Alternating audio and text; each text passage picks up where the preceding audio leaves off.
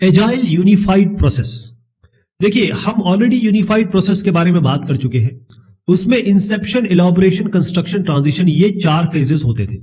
हमने इसमें बात की थी कि जो फेजेस हैं, जैसे वाटरफॉल मॉडल में हम अगर आप फ्रेमवर्क एक्टिविटी ले लें तो कम्युनिकेशन से लेकर डिप्लॉयमेंट तक ये सीरियली चलता है।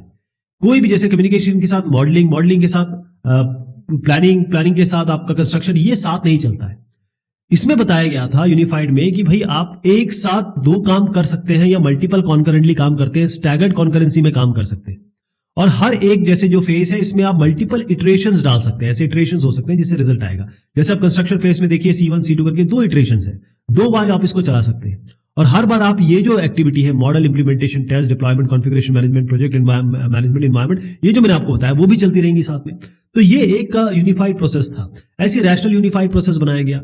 एजाइल यूनिफाइड प्रोसेस का मतलब ये है कि आप यूनिफाइड प्रोसेस के साथ आप एजिलिटी जोड़ दीजिए, क्योंकि ये तो एक टाइम कंज्यूमिंग कह सकते हैं या एक फॉलो करने का तरीका है, लेकिन इसमें एजिलिटी अगर आप डाल देंगे या फ्लेक्सिबिलिटी डाल देंगे, फास्ट फॉरवर्ड काम करेंगे, तो उसको एजाइल यूनिफाइड प्रोसेस कहते हैं। तो एजाइल यूनिफाइड प्रोसेस का मतलब यह है सीरियल इन लार्ज, मतलब जब आप काम कर रहे हैं तो आप सीरियली चलेंगे। सीरियली में क्या क्या होगा? इंसेप्शन होगा, इलैबोरेशन होगा, कंस्ट्रक्शन होगा, ट्रांजिशन होगा, ये सारे फेजेस इसमें चलेंगे। लेकिन जब आप इस पोजीशन पे होंगे तो यहां आप इटरेटिव काम करेंगे, और इसी को इटरेटिव इन स्मॉल कह रहे हैं। सीरियल इन लार्ज, पूरे प्रोजेक्ट को जब बड़े तौर पे देखेंगे तो वो सीरियली ये वाले फेजेस फॉलो करेगा। लेकिन जब आप एक पॉइंट पे होंगे तो वहां पर आप इटरेशन का काम करेंगे, बार बार चीजें प्रोड्यूस करेंगे ताकि आपको प्रॉब्लम पता चले। तो जैसे यूपी के फेज थे यूनिफाइड प्रोसेस के, जैसे मैंने आपको बताया, इंसेप्शन, इलैबोरेशन, कंस्ट्रक्शन, ट्रांजिशन, ये तो थे ही थे। यहां पर जो एजाइल यूनिफाइड प्रोसेस है, ये तरीका अपनाता है, ये कोशिश करता है सीरियल ओवरले। कहने का मतलब ये है कि जो लीनियर तरीका है इसमें आपके हर पॉइंट पे एजिलिटी डालने की कोशिश की जा रही है। लेकिन हर एक एक्टिविटी, जैसे मैंने बताया कि ये जो सीरियल काम कर रहे हैं, इसमें हम एजिलिटी डालने की, एजिलिटी पाने की कोशिश करेंगे, क्योंकि यूजर को हमको सॉफ्टवेयर इंक्रीमेंट देने हैं, कोई ना कोई प्रोडक्ट देना है जो ऑपरेशनल हो और फटाफट उसका डेवलपमेंट होना चाहिए और उसका फटाफट फीडबैक मिलना चाहिए और दूसरे इंक्रीमेंट पे आपको बढ़ना है। तो एजाइल यूनिफाइड प्रोसेस, यहां पर जो स्टार्टिंग से लेकर एंड तक जो एक्टिविटी होती है उसमें क्या किया जाएगा।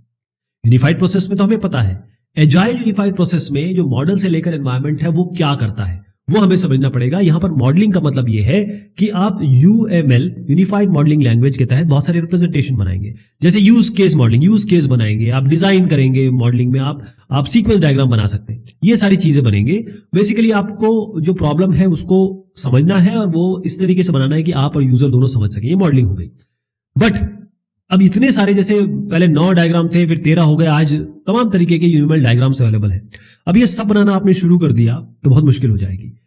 एजाइल जब जुड़ जाता है यूनिफाइड प्रोसेस के साथ तो ये कहता है कि जस्ट बेयरली गुड इनफ, इतना बना दीजिए जितना जरूरी हो, आपको सारे बनाने की जरूरत नहीं है, उतना बनाइए जो जरूरी हो या जब को लगता है जहां पर मुझे मॉडलिंग की जरूरत है। अब यहां जब इंप्लीमेंटेशन की बात ये आती है कि जो मॉडल्स आपने बनाए बेयरली, मतलब जो थोड़े बहुत मॉडल बना दिए हैं, इनको आपको सोर्स कोड में तब्दील करना है, यानी कि वाकई में इसको कोड करना है। अब इसकी टेस्टिंग करनी है। आपको याद है एक्सट्रीम प्रोग्रामिंग में क्या बात की थी हमने, जो टीम है वो बनाएगी, और आपको याद है कि वहां बहुत ही हल्का डिजाइन या फिर कहेंगे केवल CRC पे काम हो रहा था। तो यहां पर क्या है कि जो सोर्स कोड बनाएंगे, फटाफट सोर्स कोड बनाए जाएंगे और उसको फटाफट टेस्टिंग की जाएगी ताकि हमको एरर पता लगे। एक तरीके से यूनिट टेस्टिंग और फटाफट उसकी रिग्रेशन टेस्टिंग या इंटीग्रेशन टेस्टिंग होगी।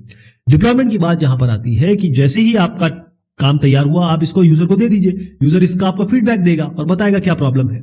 अब यहाँ पर कॉन्फ़िगरेशन और प्रोजेक्ट मैनेजमेंट, ये वाली धारा है, इसमें यह कहा गया कि आपको यह पता करना पड़ेगा कि यूजर आपको चेंज बताएगा, क्योंकि यूजर यहां से चेंज बता रहा है। अब उसको चेंज को मैनेज करना है, परिवर्तन आपको लाने हैं, और जो भी रिस्क है, जो भी जोखिम है, इसको मैनेज करना है, रिस्क कम करने की कोशिश करनी है, और आपको यह भी देखना है कि प्रोडक्ट बनता रहे।